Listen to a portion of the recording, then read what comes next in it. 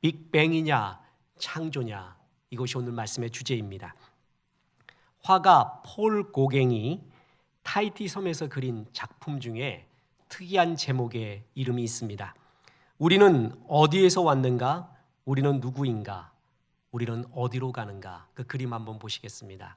저 기회가 되면 꼭 이 원본을 한번 보고 싶은데, 이 짧은 그림판 하나에 우리가 어디서 왔고 누구고 어디로 가는지에 대한 고민과 눈물이 여기에 적혀 있습니다. 하나님께서 우리에게 영원을 사모하는 마음을 주셨습니다. 그래서 전도서 3장 11절에 보면 하나님이 모든 것을 지으시되 때를 따라 아름답게 하셨고 또 사람들에게는 영원을 사모하는 마음을 주셨느니라. 사람이 세 가지 기쁨이 있거든요. 소유의 기쁨, 체험 성취의 기쁨, 존재의 기쁨이 있습니다. 아무리 소유하고 체험 성취가 있어도요, 존재의 기쁨, 나는 어디서 왔고 나는 누구고 나는 어디로 가느냐에 대한 답이 없다면 사람의 소유와 체험 성취는 일시적이고 무너진다는 것을, 그것을 체험하고 있는 사람조차 알고 있습니다. 사람의 최고의 기쁨은 존재의 기쁨, 그리고 이 질문, 그리고 이 생각에서 벗어날 수가 없습니다. 왜냐하면 우리 인간은 영원을 사모하게끔 만들어졌습니다. 난 어디서 왔지? 난 누구고 어디로 가는가? 자, 이것이 굉장히 중요한 질문인 것은 내가 어디서부터 왔지? 나는 누구지가 내가 어떻게 살아야 되는가? 어디로 가는가? 행복이 무엇인가를 결정합니다. 이것은 굉장히 중요합니다. 나는 누구며 어디서부터 왔느냐에 대한 답에 따라서 어떻게 살아야지, 그리고 행복이 무엇이지? 라는 그 행복과 내 달려갈 길에 대한 정의가 결정되기 때문에 이것은 굉장히 중요한 진리고 인생에서 반드시 답을 찾아야 되는 중요한 이야기 중에 하나입니다.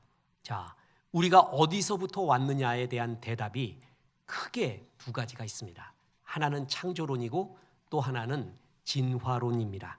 창조론은 하나님이 창조하신 것이고요, 그리고 그것을 믿는 것이고, 진화론은 하나님을 부인을 하고 이 세상이 빅뱅, 어떤 거에서부터 폭발이 되어 우주에 수많은 무기물들이 만들어지고 그 무기물들이 뭉쳐서 별이 되고 생명이 나오기 시작하고 거기서 나오는 원시 생명이 오늘날 나에게까지 이르렀다 라는 이런 진화를 믿는 것을 진화론이라고 합니다. 우리나라 초, 중, 고등학교 과학 교과서는 우주와 생명의 기원에 대해서 어떻게 말하고 있을까요?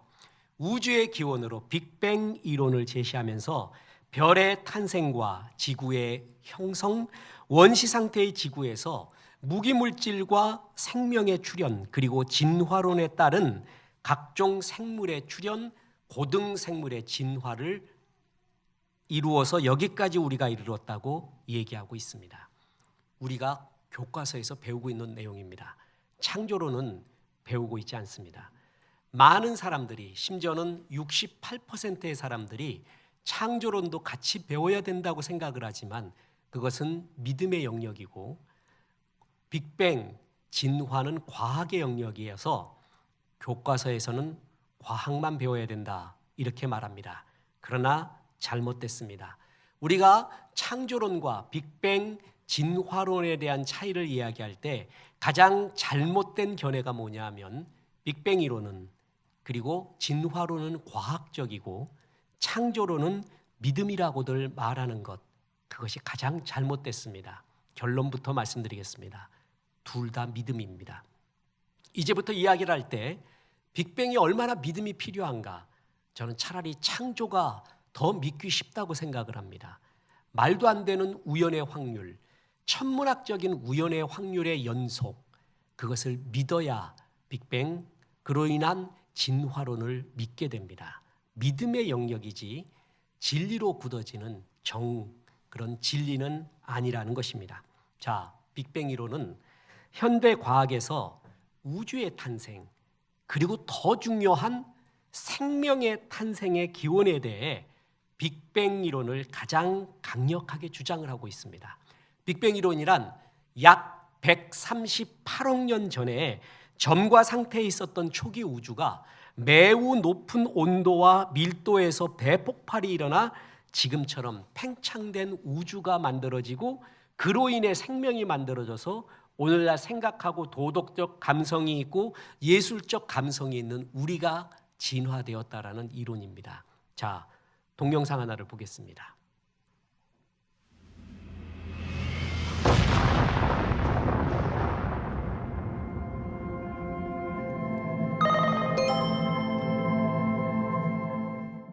우주가 어느 한 점으로 모여 있었어요. 그걸 싱귤러리티, 특이점이라고 하는데 여러분 그것이 얼마의 크기라고 생각하십니까? 나중에 이야기를 나누겠습니다.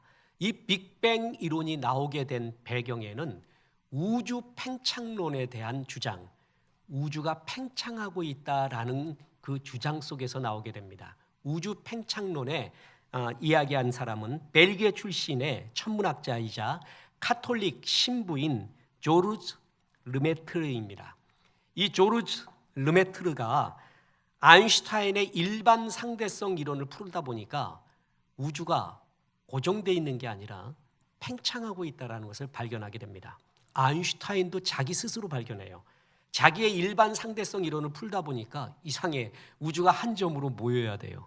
그래서 이럴 수 없다 그래서 우주 상수라는 것을 거기에 집어넣는데 어찌됐든 르메트르가 이 이론을 속에서 우주가 팽창하고 있다는 것을 이야기하고 아인슈타인에게도 찾아가서 얘기합니다. 되게 혼났습니다. 그래서 어찌됐든 이 르메트르는 논문을 쓰면서 우주가 팽창하고 있다라는 주장 속에서 여기에 불을 끼얹는 그러한 일이 일어났는데 그런 즈음에 천문학자들이 관찰해 보니까 외부의 은하가 붉어지고 있다라는 것을 발견하게 됩니다. 은하의 색깔이. 이걸 전문 용어로 적색 이동이라고 합니다. 자, 예를 들어서 자동차의 경적이 멀리 있을 때 빵 하다가 가까이 오면 크게 소리가 나죠. 그리고 다시 멀어져 가면은 작은 소리가 납니다. 소리의 파동 때문에 그렇습니다. 파동이 가까이 있으면 짧아지고요, 멀리 있으면 파동이 멀어집니다. 마찬가지로 빛도 파장이라는 것이에요. 그래서 짧은 빛, 가까이 있는 빛은 푸르스름한 빛을 내고요, 멀리 있는 빛일수록 붉으스름한 빛의 색깔을 내게 된다는 것입니다. 적색 이동이란 무엇이냐면 물체가 내는 빛의 파장이 멀어져서 붉게 보이는 현상이에요. 조사를 해보니까 천문학자들이 외부의 은하계가 점점 붉은색을 띠고 있는 거예요. 이것은 우주가 팽창하고 있다라는 논리로밖에 설명할 수가 없다, 이렇게 이야기를 하기 시작했습니다. 여기에 결정적인 타격이 2년 정도 뒤에 우리가 망원경 하면은 제일 유명한 사람, 그 이름을 대면 다 아는 사람이 있죠. 허블. 지금도 허블 망원경 그러면 우주의 망원경의 대표 아닙니까? 에드윈 허블이 망원경을 통해 조사를 해보니까 외부에 있는 수많은 외부의 은하들의 적색 이동, 저 왜 은하들이 저 멀리 있을수록 붉은색을 더욱더 띄어가고 있는가? 그것은 우주가 팽창하고 있다라고 이런 완전한 가설을 세우게 되고 그것이 정설로 받아지게 됩니다. 그래서 이를 가리켜 허블 르메트르의 법칙이라고 합니다. 현대 우주론의 뼈대를 이루고 있는 우주 팽창론이 여기서 나오는 거예요. 쉽게 이야기하겠습니다. 우주는 점점 팽창하고 있다는 거예요. 이게 굉장히 중요한 논리인데 그렇다면 어떻게 되죠? 그 전에는 얼마나 했어요? 지금 이만해요. 그 전에는 얼마나 했어요? 우주가 요만했죠. 그 전에는 얼마나 했죠? 요만했고 그 전에는 요만했고 그 전에는 요만했어요. 요만했고 시간을 거꾸로 돌리면 그렇게 된다는 거잖아요. 더 쉽게 설명하겠습니다. 여기 우리 지금 성도님들이 앉아 있어요. 이 공간을 반으로 잘랐어요. 그럼 여기 다 좀 촘촘하게 보이겠죠? 또 반으로 나눠보세요. 더 촘촘하게 모여요. 더 반으로 나눠요. 그럼 완전히 밀착돼요. 더 반으로 더 해봐요. 사람의 모습은 흔적도 없고 양성자, 중성자 뭐 이런 것들만 남을 겁니다. 그래서 하나의 점으로 만들어질 거예요. 다시 말합니다. 팽창하고 있다는 것은 전에 요만했다라는 것을 증명한다라는 것이죠. 그래서 여기서부터 이제 우주 팽창론이 완전히 탄력을 받고 그 뒤에 우주 팽창에 대한 증거라고 하면서 우주 배경 복사 그리고 우주의 과거와 현재의 모습이 다르다 이런 것들이 나오면서 우주 팽창론, 빅뱅 이론이 더욱더 가속화됩니다. 우주 배경 복사란 빅뱅에서 일어난 처음의 빛, 태초의 빛 그것이 우주 전체에 퍼져 있다는 것이에요. 어디에나 퍼져 있다. 그리고 우주 배경 복사 이걸 발견한 사람이 노벨상까지 받았는데 나중에 우주 배경 복사가 맞는 얘기냐부터 시작을 해서 반론들이 굉장히 나오고 있고 지금도 진행되고 있고 우주의 모습이 과거와 현재의 모습이 다르다라는 것도 반론 속에서 계속 논쟁되고 있습니다. 어찌됐든 이런 가운데서 이제 빅뱅이 일어나게 되었다. 한마디로 우주가 팽창하는 가운데 거꾸로 돌리면 빅뱅이 일어났다라고 빅뱅 이론이 완전히 세워지는 게 조지 가모프라는 사람입니다. 이 조지 가모프가 이렇게 말합니다. 시간을 거꾸로 돌려 모든 것이 하나의 점으로 몰리면 양성자와 중성자, 전자로 분리될 것이고 그 상태에서 폭발이 일어날 것이다. 여기가 이제 완전히 이론으로 정립되는 거예요. 이 이야기를 듣고 있던 영국의 천문학자 프레드 호일이라는 사람, 이 사람은 죽을 때까지 빅뱅을 인정하지 않습니다. 정상 상태의 우주론을 이야기하고 있거든요. 이 사람이 영국의 BBC 방송에 나가서 인터뷰를 하면서 말합니다. 저 미치광이 같은 사람들이 우주가 빵 하고 태어났다고? 말도 안 되는 소리 하거든요. 그럼 우주가 빅뱅 하고 터졌니? 그렇게 놀리면서 또한 비아냥거리면서 잘못됐다고 조지 가모프의 이론을 말했습니다. 그때 빅뱅 했다고 하는 그 말이 진짜 이론이 된 거예요. 이름이 된 거예요. 그 사람은 이것을 반대하는 의미에서 빅뱅이라고 말했는데 그것이 오히려 그냥 이것이 제일 이 이론을 표현하기에 좋은 방법이다. 그래서 빅뱅 이론이라고 이름이 아예 붙여지게 된 것입니다. 자, 이까지가 빅뱅 우리 학생들이 배워왔고 이거를 마치 과학적 팩트와 진리를 배우고 있다는 것입니다. 다시 말합니다. 이건 가설입니다. 그리고 수많은 우연을 믿어야 됩니다. 그 우연은 천문학적인 우연입니다. 자, 보세요. 지금 우리 2부 예배 온 성도님들이 100원짜리 동전을 던져서요. 전부 100이 나올 확률 있어요, 없어요? 이론적으로는 있어요. 2분의 1 곱하기 2분의 1 곱하기 2분의 1 곱하기 계속 곱하면서 성도님 숫자를 다 곱하면은 확률이 몇 분의 1이다라고 나와요. 해볼까요? 지금부터. 저부터 시작해서 우리 모두 1억 번 던져봅시다. 1억 년 동안 모두가 100이 나올 그런 확률이 있는가? 저는 확신합니다. 없습니다. 안 됩니다. 그런데 지금부터 말하는 빅뱅으로부터 생명이 탄생해서 우리가 이르겠다라는 그 과학적 진리로 받아들이고 있는 사실은 이 확률과는 비교할 수 없는 천문학적 확률을 계속 믿어야 돼요. 이 이론에서 요 이론으로 튀고 여기서 요 길로 이 튈 때마다의 확률은 천문학적 숫자입니다. 그걸 다 믿어야 이것이 맞다라고 받아들이게 돼요. 다시 말합니다. 빅뱅으로 인한 생명의 탄생과 지금까지 이르렀다라는 이 진화론을 믿는 것은 과학이 아니라 믿음의 영역입니다. 차라리 창조론 믿는 것이 더욱더 낫습니다. 자, 보세요. 빅뱅이 왜 일어났는가? 그건 설명할 길이 없습니다. 그래서 빅뱅을 주장하는 그래서 거기서부터 진화돼서 생명까지 나왔다라는 모든 걸 주장하는 진화론자도 그것은 우연이라고 말합니다. 진화론에서 제일 많이 나오는 단어 우연. 유발 하라리의 사피엔스에서도 수없이 등장하는 단어 우연. 설명할 길이 없어서 우연으로 말합니다. 자, 빅뱅도 문제인데 그런데 더 큰 문제는 뭐냐면 그 빅뱅으로부터 생명체가 나왔다라는 거예요. 자, 유신론적 진화론자들이 있습니다. 이건 나중에 하겠습니다. 이것도 위험합니다. 유신론적 진화론자는 빅뱅의 처음 시작점 싱귤레러티가 하나님이 만들었다라고 말해요. 그럼 굉장히 편해요. 그것부터 시작하거든요. 그런데 빅뱅은 1000번, 10,000번 양보해서 하나님이 시작했다고 해봅시다. 그런데 빅뱅에서 시작이 돼서 진화돼서 우리가 나왔다고요? 다시 말해서 빅뱅에서부터 생명체가 나와서 오늘날에 이르렀다. 이게 문제입니다.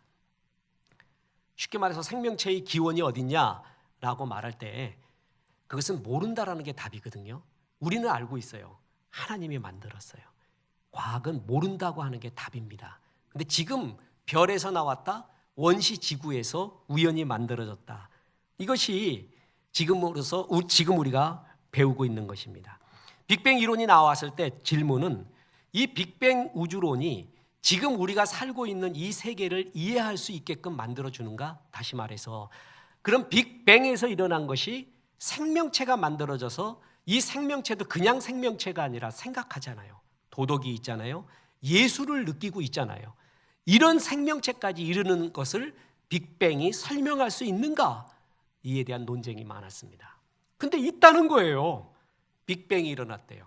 그 다음에 뭔지는 모르겠지만 쿼크 같은 기본 입자들이 만들어졌고 온도가 식어가면서 쿼크들이 뭉치면서 원자 핵이 되었고 그것이 양성자와 중성자가 되고 더 온도가 식어지면서 양성자와 중성자가 결합하여 헬륨이 만들어지고 우주는 수소와 헬륨으로 가득 찼고 우주가 더 팽창하면서 온도가 더 감소하면서 가스들이 뭉치기 시작했고 그것으로 인해 별들이 만들어졌고 별들이 핵 융합이 다 끝나면은 별들이 죽는 초신성 폭발이 일어나게 되는데 초신성 폭발이 일어나면서 별 안에서 만들어진 원소 중 하나인 산소 모든 원소들이 우주에 퍼져서 또 다른 별을 만드는 원인이 만들어지고 그래서 우리는 별에서 왔대요.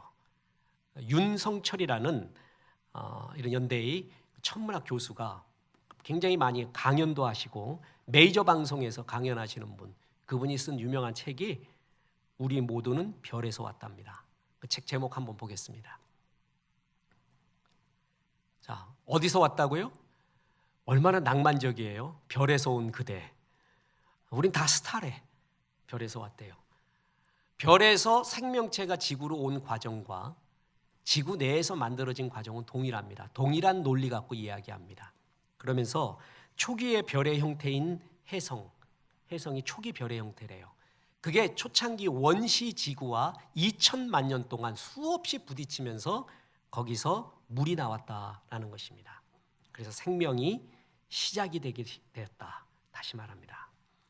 빅뱅을 통해서 수많은 무기물, 생명체가 없는 무기물입니다. 수소와 헬륨 덩어리, 거기서부터 생물이 나오게 됐다라는 것이에요. 무기물은 생명이 없는 물질, 흙, 물, 불 같은 것입니다. 유기물은 생명체가 만들어내는 물질인 탄수화물인 단백질 같은 것입니다. 묻겠습니다. 물, 수소, 메탄, 암모니아 여기서 생명체가 나올 수 있을까요? 이게 튀는 거예요. 여기서부터 튀기 시작하는 거예요. 생명체 이야기를 할 때 가능하대요. 그런데 그게 그 유명한 뭐냐면 유리 밀러 실험이라고 하는데 해럴드 유리와 스탠드 밀러가 실험을 했는데 과학계에 엄청난 충격을 주고 그러나 내가 보기엔 별 충격 같지도 않은데 그것이 마치 지금 정설인 양 무기물에서 생명이 나올 수 있다는 것을 증명하는 양 보장하는 양 이런 실험이 진행이 됐습니다. 해럴드 유리와 스탠드 밀러가 수소, 메탄, 암모니아, 물을 호리병에 넣고 일주일 동안 가열을 합니다. 그랬더니 글리신이라는 유기분자가 만들어졌습니다. 글리신은 단백질의 기본 단위가 되는 아미노산의 일종입니다. 여기에 과학계가 센세이션을 일으켰습니다. 무기물에서 암모니아, 이산화탄소, 수소, 물 같은 데서 생명체가 나올 수 있다. 이것이 그 증거다라는 식으로 유리 밀러 실험을 내세우게 됐습니다. 또한 1969년에 호주 매치슨에 떨어진 운석 큰 덩어리가 있는데 그 돌덩이인 줄 알았더니 고약한 냄새가 나는 거예요. 그래서 살펴보니까 74가지 종류의 아미노산 분자들이 거기서 발견됩니다. 아, 운석에도 무기물이 아닌 돌덩이가 아닌 아미노산 같은 유기물이 존재하는구나 라는 거를 그때 또 쇼크를 받았습니다. 이제 사람들이 해성에 아예 가보자. 그래서 해성에 위성을 보내는 로켓을 보내는 로제타 미션이라는 것을 실시했습니다. 근데 그게 얼마나 어렵냐 하면 나 해성이 그렇게 빠른 줄 몰랐다니까. 총알하고 비교도 안 돼요. 엄청 빨라요. 우주선도 마찬가지야. 그 빠른 해성에 우주선이 거기서 착륙을 해야 됩니다. 그 확률이 서울에서 활을 쏘아갖고 부산에서 말 타고 있는 그 말에 눈을 맞히는 확률이래요. 근데 우리의 과학기술이 그 정도입니다. 그래서 해성에 도착을 해봤습니다. 그랬더니 그 해성에도 아미노산 중에 하나인 글리신, 아까 말했던 글리신이 거기에 있는 거예요. 이때 과학자들이 쾌재를 올립니다. 봐라, 우주는 완전히 유기물질로 가득 차 있다. 그 유기물질에서 뭐가 나왔다는 거예요? 생명체가 나왔다라는 것입니다. 여기부터 믿기 시작해야 돼요. 자, 동영상 하나를 보겠습니다. 그러니까 사실은 우주 자체가 유기물질로 가득 차 있는 거예요. 그러네요.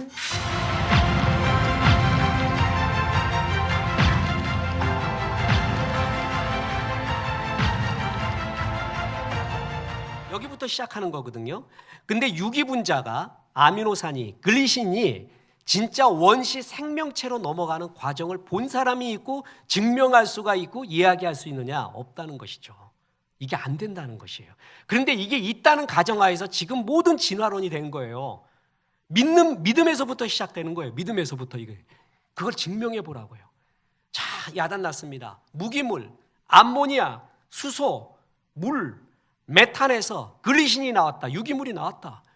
그래서 마치 무기물에서 유기물이 나와서 그 유기 분자가 생명체가 다 된 양 말하고 있습니다. 이거 인정합니다. 무기물에서 유기물이 나왔다고 쳐봅시다. 그게 생명체냐고요. 그게 생명체가 됐냐고요. 여기부터 믿음이 필요한 거예요. 그거는 과학적 증명이 된 사실이 아니라 이것은 여기서부터는 큰 믿음, 수많은 우연을 믿어야 됩니다. 또 계속 보겠습니다. 다음 동영상 보겠습니다. 최초의 생명이 어떻게 출현했는지도 아직은 알 수 없다.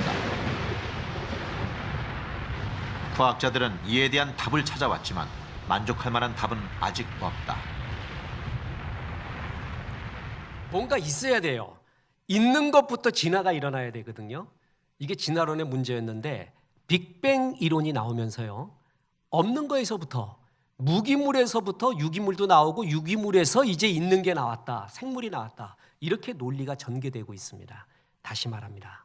이 유기 분자, 아미노산이나 글리신 같은 거에서 생명체가 나왔다고 믿는 것입니다. 그 증거는 없습니다. 그거로부터 이런 고등 생물체가 시작됐다? 그럼 두 가지를 믿어야 돼요. 거기부터 원시 생물체가 나왔다는 걸 믿어야 되고요. 그 원시 생물체부터 지금의 최고의 고등 단계인 우리가 진화됐다라는 두 가지를 다 믿어야 돼요. 아까 건너뛴다 그랬죠, 요 단계의 확률이. 그리고 이것을 믿으려면 창세기 믿는 게 더 낫습니다. 그게 더 과학적입니다.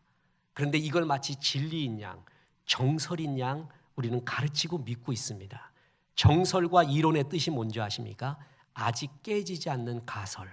그거를 정설이라고 하고 이론이라고 합니다.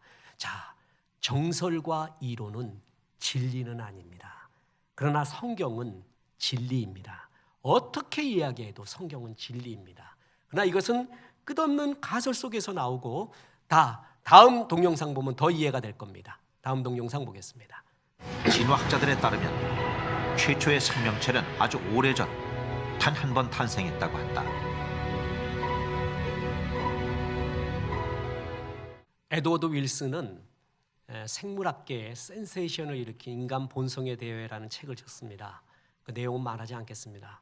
욕도 되게 먹고 계란 세례도 받고 전형적인 진화론자입니다. 이 사람이 정직하게 말합니다. 난 모르겠다. 생명의 기원은 모르겠다.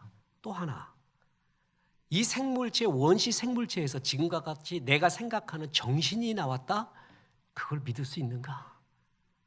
정신이 나왔대. 지금 우리가 예술을 느끼고 음악을 하고요. 말도 안 되는 도덕 이타성이 있고 이 고차원적인 정신세계까지 무기문에서 나왔다? 그건 믿기 어렵다는 거예요. 이 사람 최고의 진화 생물학자 중에 하나입니다. 이 사람도 처음에 기원은 모르겠다, 정신이 왜 만들어지는지는 모르겠다야, 다 모르겠다예요. 그런데 우리는 그렇게 됐다라고 아이들을 가르치고 있어요, 진화론에서. 그래서 이렇게 돼 왔대요. 그걸 진리인 양 말하고 있다라는 것입니다. 그렇지 않습니다.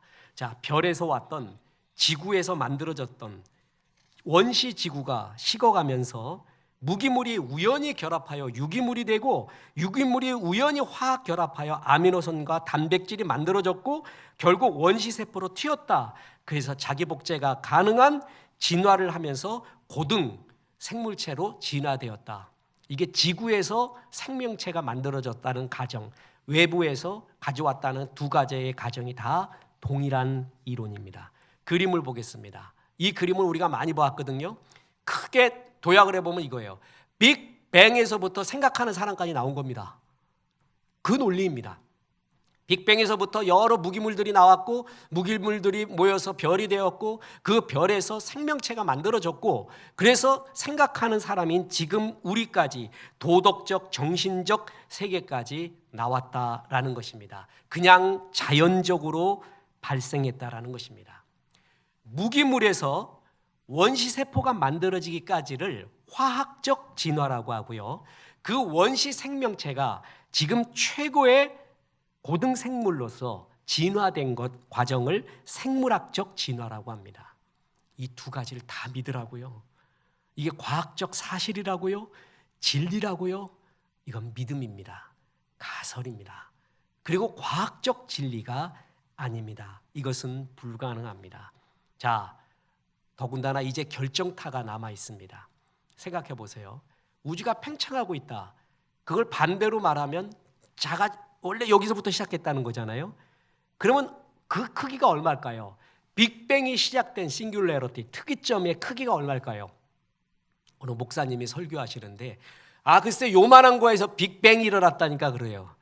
그냥 과장법으로 쓰신 거죠. 요만한 게 아닙니다. 그 처음에 특이점의 크기를 과학자들이 추정하기를 얼마를 하는 줄 아십니까? 10의 43승분의 1입니다. 10의 43승분이 뭔지 아세요? 그 크기는 지금 우리의 크기의 단위로 측정을 할 수가 없습니다. 그래서 플랑크 길이라는 또 용어를 만들어냈습니다. 그래서 10의 43승분의 1점, 그러니까 빅뱅이 아니라 뿅이에요. 그 뿅도 아니에요. 그 정도 크기에서 시작이 됐습니다. 자, 그럼 여기서 논리, 인문학적 논리를 써봅시다. 묻습니다. 10의 43승분의 1이라는 크기는 있는 거예요, 없는 거예요? 그 크기가 얘기하겠습니다. 영어로 하겠습니다. Something, nothing. 둘 중에 뭐예요? 그래도 있는 거죠. 10의 43, 눈에 보이지 않는 원자보다도 더 작고 더 작고 더 작은 그거라도 있는 거에서 시작했잖아요.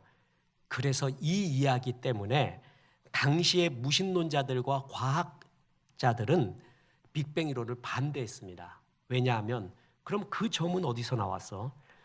그 싱귤레러티는 어디서 나왔니? 라는 것은 IQ 50만 가지면 다 이야기할 수 있겠죠. 당연히 묻는 거 아니에요. 점에서 폭발해서 지금까지 이르렀다며. 그러면 그 점을 있게끔 한 제1원인이 뭐니? 이게 문제입니다. 빅뱅 이론의 진화론의 최고의 문제가 바로 여기에 있습니다. 그 점은 어디서부터 시작된 거니? something이죠. nothing. 그래서 something 있다고 하면 하나님을 인정하는 것 같아요. 그래서 점점 어디로 가는 줄 아십니까? nothing으로 가버렸습니다. 자, 일단 동영상 한번 보겠습니다. 과학이라는 것은 특별히 한계가 있거든요. 특히 저희 천문학 같은 경우도 그렇고 생명진화론도 그렇고 제1원인까지 설명할 수 있는 것이 아니거든요. 제1원인은 아직도 설명할 수 없고 또 관측적인 실험적인 증거가 없습니다. 우리는 단지 우리가 실험이나 관측으로 검증 가능한 영역에서 이러이러하게 우주의 역사가 전개되었구나 하는 걸 알 뿐이지 처음에 어떻게 전개되었는지는 증거가 지금 없기 때문에 모릅니다. 그러니까 모른다고 하는 것이 정직한 고백인데, 그럼 또 과학이 아니라 그러거든요. 그래서 자, 다음 사진을 보겠습니다. Discover라는 잡지에서요. Where did everything come from? 유명한 논쟁이 시작됩니다. 어디서부터 모든 것이 시작이 됐느냐? 시작된 게 뭐냐? 거기 옆에 뭐라고 써 있어요? something이냐, nothing이냐. 이게 진화론자, 빅뱅론자의 최고의 딜레마였습니다. 아까 10의 43승분의 1이라고 하더라도 something에 속해요, nothing에 속해요? something이죠. something이라고 하면은 그 점은 누가 만들었니? 어디서 왔니는 설명할 길이 없잖아요. 그래서 이 빅뱅학자들이 nothing 쪽으로 갑니다. nothing. 아무것도 없는 거에서 10의 43승분의 1이라는 특이점이 나왔고 거기부터 시작됐대요. nothing부터 시작했대요.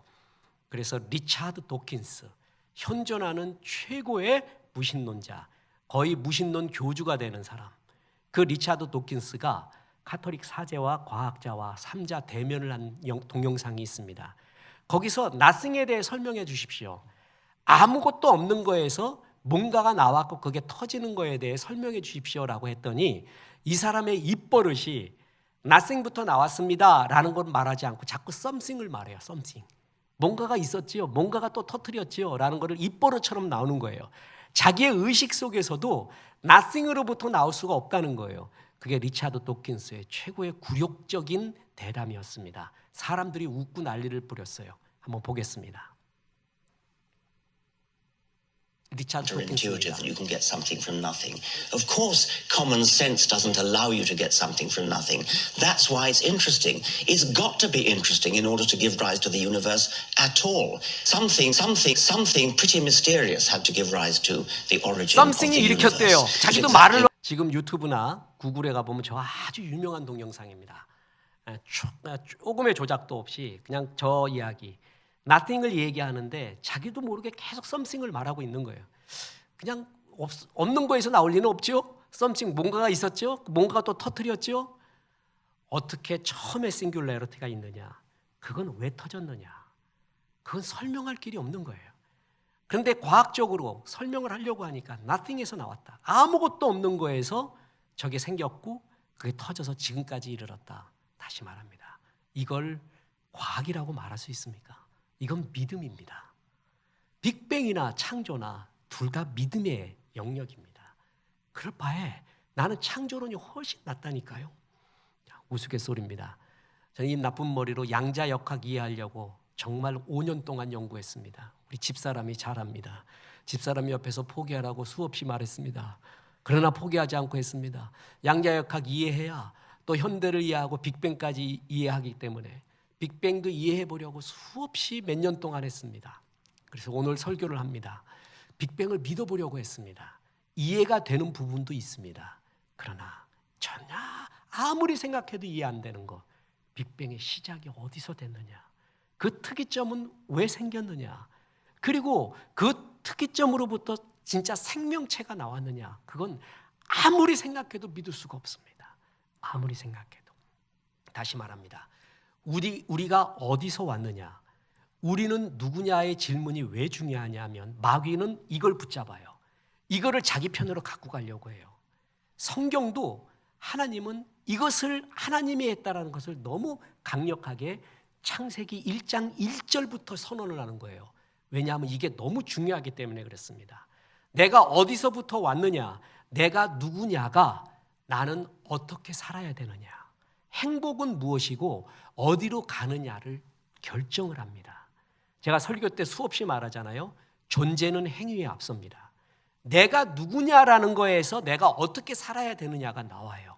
그런데 이걸 받아들여 보십시오. 아무것도 없는 무에서 내가 우연히 지금 던져졌어요. 우주에. 졸로서 말이에요. 그러면 어떻게 살아야 돼요? 나 우연히 던져진 거예요. 신은 없는 거야.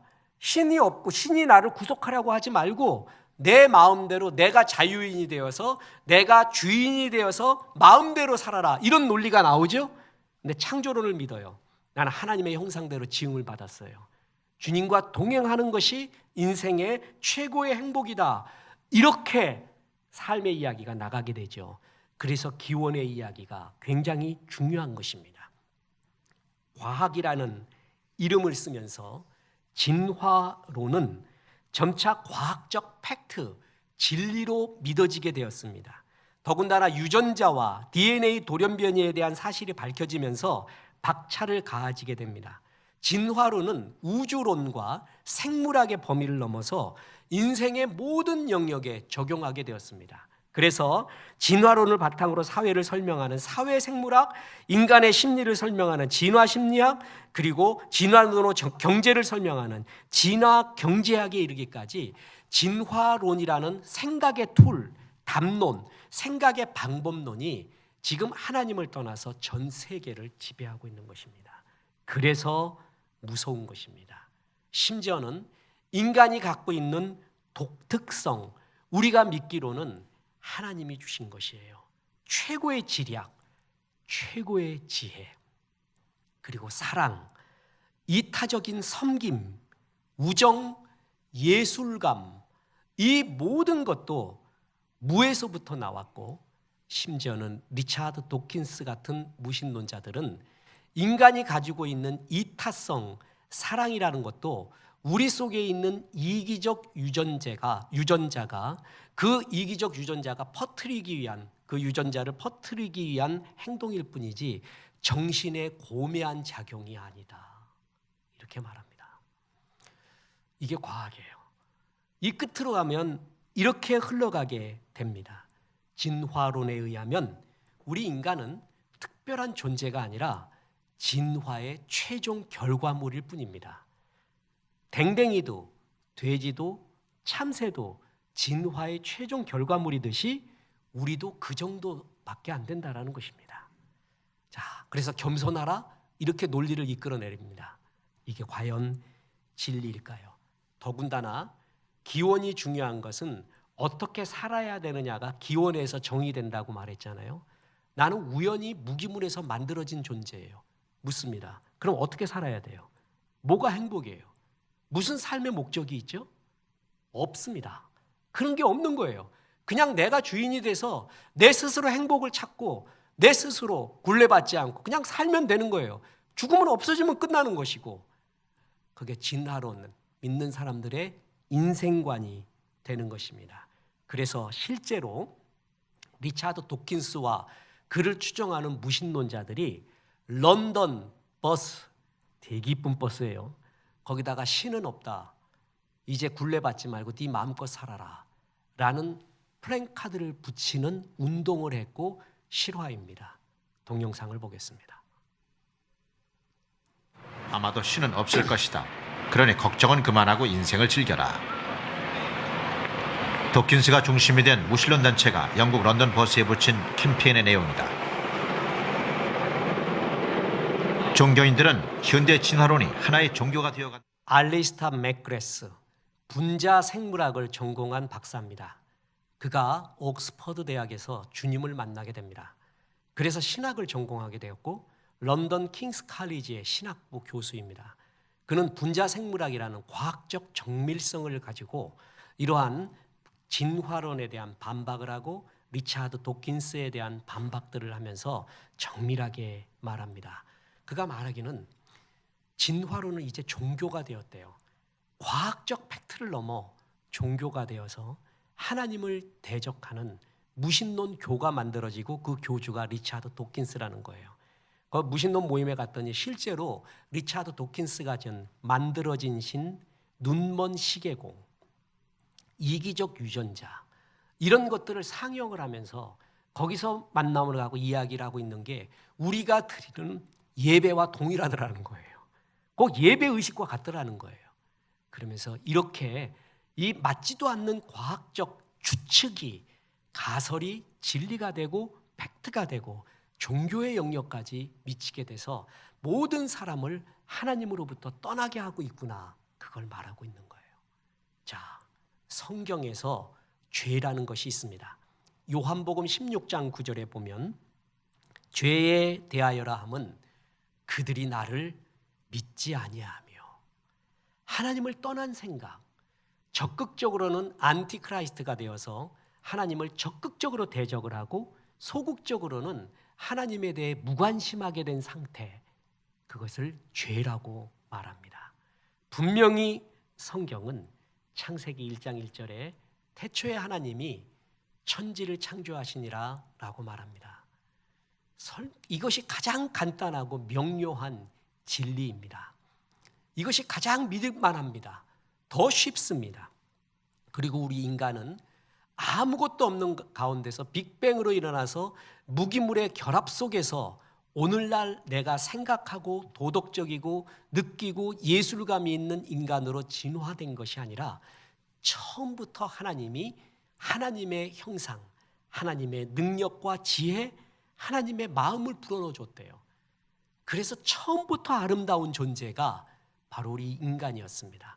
창세기 1장 26절에 보면 하나님이 이르시되 우리의 형상을 따라 우리의 모양대로 우리가 사람을 만들고 그들로 바다의 물고기와 하늘의 새와 가축과 온 땅과 땅에 기는 모든 것을 다스리게 하자 하시고 하나님이 자기 형상 곧 하나님의 형상대로 사람을 창조하시되 남자와 여자를 창조하시고. 우리는 처음부터 아름다운 존재였습니다. 처음부터 예술을 느낄 수 있었고 사람을 사랑할 수 있었고 우정이 있었고 이기성을 넘은 이타성이 가득한 처음부터 완벽한 다른 동물과는 비교할 수 없는 하나님의 마음을 지닌 존재였다라는 것입니다.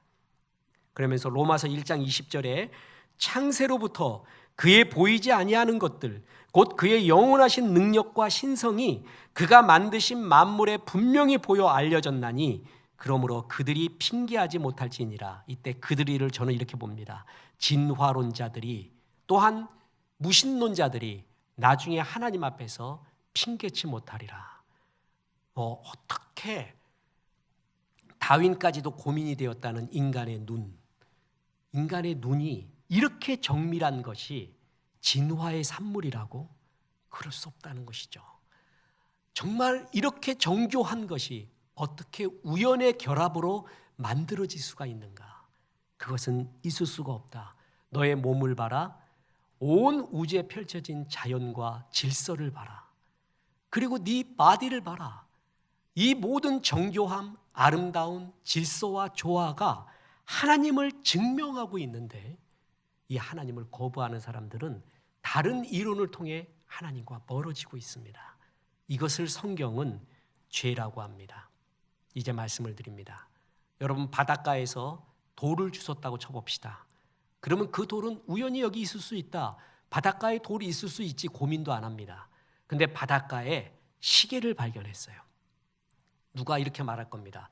이거 우연히 있을 수 있지. 자연이 만들어줄 수 있지. 철이 있었는데 그 철을 해삼이 뜯어먹었네? 멍게도 같이 옆에서 뜯어먹었네? 바닷물이 쳤네? 그래서 초침과 분침과 시침을 만들고 그래갖고 분침이 한 바퀴 다 돌면은 시침이 돌아가고 초침은 또 이렇게 돌아가고 그렇게 됐네? 속을 열어보니 여러 갈퀴 모양의 기가 막힌 정교한 기계로 돼 있네? 이것도 해삼이 했을 거야. 그거를 우연히 이것이 다 이렇게 만들어졌다고 믿겠습니까? 돌은 그렇다고 믿어도요. 시계 보면은 분명히 시계 만든 사람이 있을 거야. 의도를 갖고 만들었어. 뿐만 아니라 시계보다 뛰어난 사람이 만들었어라는 것은 너무나 당연한 추론 아닙니까? 시계보다 못한 놈이 만들었으면 그 시계를 어떻게 만들어내요? 시계보다 뛰어난 분이 분명히 만들었기에 이런 정밀한 것이 바닷가에 있다라고 당연히 말하잖아요. 우리를 보세요. 시계하고는 비교할 수 없는 정밀함이 우리 속에 있습니다. 우리 몸 속에 있습니다. 우리의 느낌 속에, 우리의 정신 속에, 생각 속에 있습니다. 그러면 우리보다 더 뛰어난 분이 만들었다고 이걸 창조했다고 생각하는 것이 당연한 추론이지. 우연히 아무것도 아닌 거에서 이까지 왔다라는 걸 그걸 믿으라고요. 더 웃기지 않습니까? 하나님은 태초에 천지를 창조했습니다. 그리고 우리를 가장 아름다운 하나님의 아름다운 완성품으로 만들었습니다. 보십시오. 종이와 먹이 있습니다. 종이와 먹과 붓이 있다고 해서 시가 만들어지는 게 아닙니다. 무기물이 있다고 해서 시가 만들어지는 게 아니에요. 그것을 이용해서 시를 쓰는 사람들의 생각, 시심이 있어야 시가 만들어지는 거잖아요. 그것이 저절로 이 정신의 세계가 만들어지는 게 아니에요. 아까 말한 하버드 대학 최고의 진화론자이자 최고의 진화 생물학자인 에드워스 윌슨조차도 자기 평생의 고민이 두 가지. 시작이 뭐냐 모르겠다. 정신은 어떻게 만들어졌느냐 모르겠다. 제가 가르쳐 드릴까요? 하나님이 했습니다. 그리고 하나님이 당신의 형상대로 만들어서 이 모든 정신의 세계를 우리에게 주었습니다. 이걸 인정하지 않고 있다가 자기 멋대로 살다가 오늘 이런 말씀이나 어느 날 어느 예배에서 하나님이 내가 하나님을 떠난 죄, 그래서 내 마음대로 살고 있는 죄, 내가 현실에서 수없이 범하고 있는 죄들로 물들은 사람이구나 라는 걸 깨달아서 하나님께로 돌아가고 싶습니다 하는 마음이 드는 사람, 그 사람을 초청을 합니다. 그래서 그 모든 죄를 예수님에게 짊어지게 했습니다. 그래서 예수님이 그 죄를 짊어지고 십자가에 죽었습니다. 그것이 요한일서 1장 7절입니다. 그 아들 예수의 피가 우리를 모든 죄에서 깨끗하게 하실 것이요 하나님을 떠난 죄, 현실에서 수없이 범했던 죄에서 예수님의 십자가의 보혈이 그 죄를 씻어줍니다. 그래서 그걸 받아들이는 자, 그거를 영접한다고 합니다. 요한복음 1장 12절에 영접하는 자, 곧 그 이름을 믿는 자들에게는 하나님의 자녀가 되는 권세를 주셨으니, 내가 하나님의 피조물인데 내가 주인 되어 살아왔습니다. 내 모든 죄를 예수님이 십자가에 지시고 이 죄를 사해 주시려 왔습니다. 그걸 믿습니다. 예수님 통해 하나님 자녀 되기를 원합니다. 이 진리를 받아들입니다. 그거를 영접이라고 합니다. 지금 이 순간 영접할 수가 있습니다. 저는 이 하나님의 복음을 전하고 죄 용서를 받는 설교를 하기 위해 목사가 되었습니다. 이것이 가장 가치 있는 일이라는 것을 너무나 잘 압니다. 이 복음은 날 변화시켰습니다. 정말 삶을 완전히 뒤집어 놨습니다. 지금도 이렇게 하나님 안에 살아가는 것이 행복하고 기쁠 수가 없습니다. 혼돈되지 아니하고 내가 누군지, 어디서 와야 되는지, 어디서 왔는지, 어디로 가는지 아는 이 기쁨을 소유하고 싶지 않습니까? 그렇다면 지금 이제 하나님께로 돌아오면 됩니다. 이제 이 기도를 같이 드림으로써 하나님의 자녀가 되고 이제 하나님의 자녀의 영생의 삶을 살게 됩니다. 하나님께로 돌아오기를 원하는 사람은 저의 기도를 따라해 주십시오. 그리고 이미 하나님의 자녀가 된 성도들은 영접하는 사람들을 위하여 같이 따라해 주시면 감사하겠습니다. 기도하겠습니다. 하나님 감사합니다. 오늘 예배를 통해서 제가 하나님을 떠나 있는 죄인, 현실 속에서 수없이 죄를 범한 죄인인 것을 보았습니다. 저의 모든 죄를 위하여 예수님이 십자가의 죽으심을 믿습니다. 예수님을 영접합니다. 저의 죄를 사해 주시고 하나님의 자녀가 되게 도와주옵소서. 예수님의 이름으로 기도했습니다. 아멘. 이 기도를 여러분의 의지로 마음으로 드렸다면 여러분은 이제 하나님의 자녀가 된 것입니다. 축하하고 축복합니다. 이제 하나님의 자녀가 되어도요, 내 속에 아직까지도 죄의 본성이 남아 있습니다. 미워하는 마음도 있고요, 의심도 있습니다. 이제 내 삶은 하나님의 마음, 하나님의 성품으로 변해가야 됩니다. 그것을 가리켜 성화라고 합니다. 또 하나의 성화가 있는데 하나님을 거부하고 미워하고 배척했던 수많은 사상들, 생각들에서 돌아서서 하나님의 생각, 가치관으로 돌아와야 됩니다. 그 또한 성화라고 말합니다. 성화를 점점 이루어 나이 들수록 예수님의 인격, 예수님의 성품, 예수님의 마음이 가득하시기 바랍니다. 내가 어디서 왔는지, 누구이고 어디로 가는지 존재의 기쁨이 가득 넘쳐나십시오.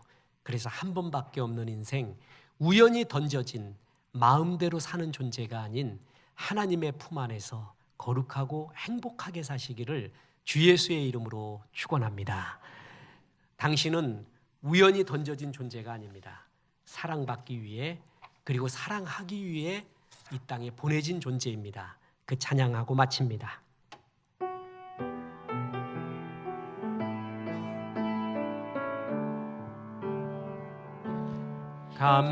감사해요. 깨닫지 못했었는데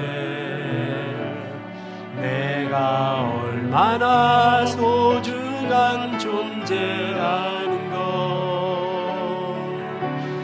태초부터 지금까지 하나님의 사랑은 항상 날 향하고 있었다는 것, 고마워요. 그 사랑을 가르쳐 준 당신께, 주께서 나타신 당신께 그리스도의 사랑으로 더욱 섬기며 이제 나도 세상에 전하리라. 당신은 사랑받기 위해 그리고 그 사랑 전하기 위해 주께서 택하시고 이 땅에 심으셨네. 또 하나의 열매를 바라시며 이제는 우리 구주 예수 그리스도의 은혜와 하나님의 크신 사랑과 성령님, 천지를 지으신 하나님, 우리를 지으신 하나님 바라보라 말씀하심이 이 말씀에 아멘 하며 하나님의 자녀로 살아가기로 기도한 영혼들에게 함께 하셔서 이제부터 끝날까지 크신 영광 받으시옵기를 우리 구주 예수 그리스도 이름으로 축원하옵나이다. 아멘.